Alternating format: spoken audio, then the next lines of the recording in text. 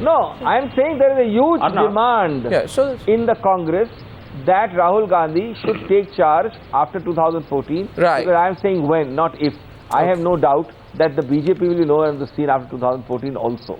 Right. And that is what is causing all the problem for them. I find that very interesting. You know, the second question. I think Arnav, the second question that I have for you. I want to come the in second here. question which I have for you. What's it, Dr. Singhvi? Can I is answer? that Rahul Gandhi says, I don't like the high command culture. But at the same time, talking to reporters today, Rahul Gandhi justifies the high command culture of the 70s. He says, when Indira Gandhi started the high command culture, my grandmother was under severe assault. If I knew her and if I would have been in her place, I would have done likewise. So I find a strong contradiction in what Rahul Gandhi is saying. On the one side, he says, I am against the high command culture. On the other hand, he's saying, if I had been in Indira Gandhi's place at that time, I would have done the same thing. You can't be in both boats. Let me say, Arnav, that actually is a good question. That actually is a good question. But it is a question born out of some amount of confusion. And I'm glad you're giving me the opportunity of clearing that confusion. Rahul Gandhi is in fact reconciling what you say appears to be a contradiction. Look, Rahul Gandhi's entire persona, his style of working is, he's against this Mai-Baap culture. He's against this feudal culture altogether. And you can see it, and the BJP knows it, the country knows it, in the way he functions. He is a straightforward, he represents it. However, he's absolutely right. Can I finish, please? His family is perpetuating When he's describing history, you asked me a question, let me answer. He is actually addressing an issue where he says, I do not want a high command culture in the stultifying narrow sense to continue. But I must tell you that when Mrs. Gandhi was surrounded by a clique or a group of people who wanted to either make her a puppet or to dethrone her, she had to resort to defensive tactics. No. Therefore, while I don't justify high command culture generally, I am today explaining the context in which Mrs. Indira Gandhi did it. That's what he's saying.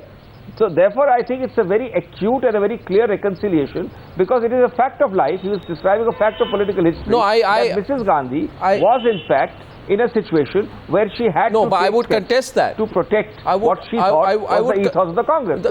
The opposite view on that would be that, with great respect to you, Dr. Singhvi, nobody is secular in a context and not secular in another context. Nobody is liberal in a context and not liberal in another context. Similarly, nobody can bemoan the high command culture in today's context, but say that in 1970s, if I had been there, I would have done the same thing. So what Rahul Gandhi does is he bemoans the high command culture, but he acknowledges that it was started by his grandmother and he would have done the same thing had he been in her positions. How do you reconcile these two positions? Let me explain. First of all, obviously, I'll tell you. First of all, your analogy between secularism and high command is completely misplaced. Why? And that's where both are values begins. But forget that. No. That's only an analogy. Both are values. No. What he's saying is that she had to rely on a small number of people because she was surrounded by a group she could not trust. Let me put it very straight. It's political history and you know it as well as I do. Now that small group of people became over time, rightly or wrongly, to be described as a coterie or a high command. She relied on them because she needed people she could trust, as you do, Arnav, when you are in difficulty and I do when I am in difficulty. And that culture today, in that context, while it might have been understandable, not necessarily justified or not justified, but understandable, that culture today he wants to take. Last rebut on that. I find no contradiction. Last rebut. Abhishek Manu Singhvi says he finds no contradictions when asked on the News Hour whether Rahul Gandhi's position on this or that are contradictory. He said there is no contradiction in that reference to Indira Gandhi. Dr. Singhvi, please hear a last response on the News Hour tonight from our guest from the BJP on that particular comment vis-a-vis Indira Gandhi. I think, you see, Rahul Gandhi makes every statement he makes is contradicting to something else that he has said before.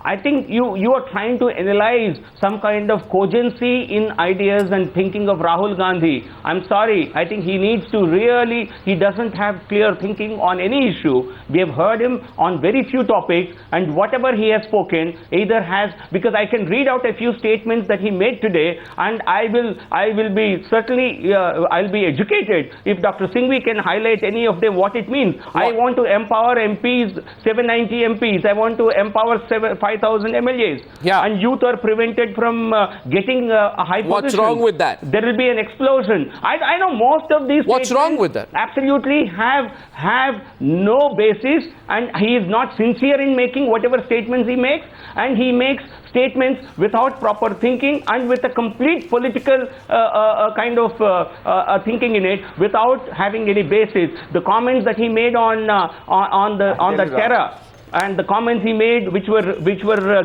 given out through the WikiLeaks, I think they bear this out. Even the Americans in their WikiLeaks pointed out he doesn't seem to have any clear thinking on any issue that confronts the nation today.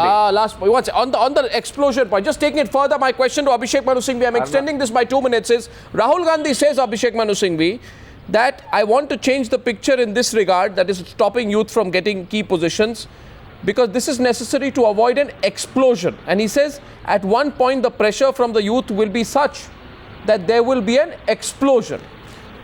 Now, Dr. Singhvi, there was an explosion as a result of the pressure from the youth after the Delhi gang rape case. There was an explosion from the cross-section of youth and society in the summer of 2011 with the Lokpal movement.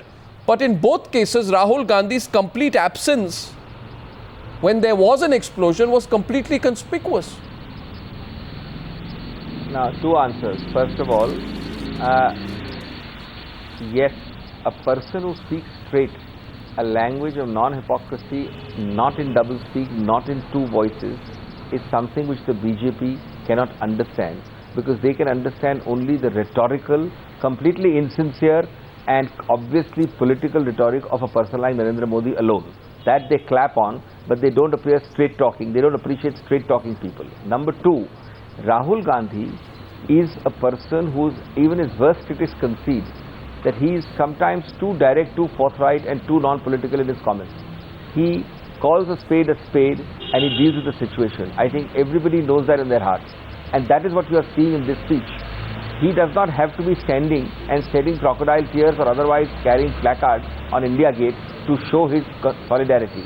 He has been clearly part of the process which had led to the fast-tracking of the Nirbhaya incident, to the ordinance. He was part of the process which led to a huge amount of He was absent. In the Lokpal movement. He was absent during the Lokpal protest. Of the committee, no, not at all. When the protest happened, he was absent. Cameras. Yes. Let me tell you, you are totally wrong. Of course he was absent. You don't have to go to India Gate and sit on Mr. Kejriwal and Mr. Anna Hazare's platform for you to call him to be a political activist. Of course he was absent there.